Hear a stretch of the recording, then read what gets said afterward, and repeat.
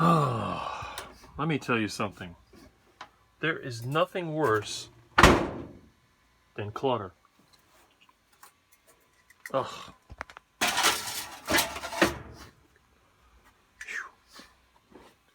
When you let things go, it really gets bad. This is part of my garage. And let me tell you, I hate every time I have to go out here. There's stuff mixed up. Let's say I need an extra hydraulic hose. I take my life into my hands when I try to get it. Let's say I have to reach the fuse box. Well, that's a mess. Got my fire hose wrapped up here, fittings, big pile of junk. Ugh. So what's the problem? Where does all this clutter come from? Well, it always starts out with something that kind of makes sense. You can see right here, got some drawers, got some organized hardware. Then you put the welder in here, then the pressure washer breaks down, then the edger breaks down. You start taking things apart, and it's just a gigantic mess. The worst part is my air compressor is buried. I mean, I don't even want to turn it on. Who knows what it's going to catch? It's a mess. Now, one thing that a lot of people tell me, oh, you got too much junk. You collect too much crap. You're a hoarder. Well, what I have to tell them is this. When you do as many things as I do, you fix everything yourself, and you like to collect stuff, having spare parts is always a good thing. For example, you say, well, you know, what is all this crap? What's all this stuff for? You look at this pile of junk, and you think, oh, it's just scrap metal.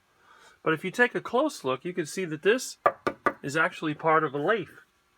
This is a washing machine motor, for a belt drive washing machine. This is a Veeder-Root counter for a gas pump, and that's the actual pump right here. This is a faucet, and everybody knows what that is. This is part of an engine stand. And then, like in these drawers, I keep a selection of PVC fittings. You never know when you're going to need them. And, you know, I have electrical parts. Gotta move all this stuff to get to it. So, and all this stuff is leftovers from jobs, stuff that I've picked out of the trash, stuff that I've salvaged. I got more PVC fittings to go through. The only way that this makes sense is if you think of it as an investment. All this clutter and all this crap is actually an investment. You go through the stuff that you can use, you either use it or put it in storage. The stuff that you can't use, you can give away, sell, scrap, or throw in the garbage. And, you know, it's it's pretty bad. You find door closers, plumbing parts. Look at how old this box is. Bell system. Got a spray gun from the Harbor Junk and Salvage. This I actually use. And other things. These tools are just things that I use for handyman jobs. You got everything in there from a really big crescent wrench to saws, different kinds, pry bars, pipe taps. This is actually an angle drill. So it's all here. It all makes sense. What I'm going to try to do as I get more and more time, I want to try to clean up this mess and make it so that it makes sense.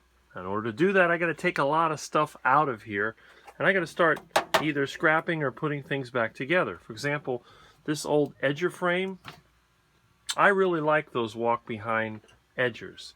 I don't like the stick edger as much. And I can barely get to this press when I need it. My compressor, I don't know. Does it still run? Nope.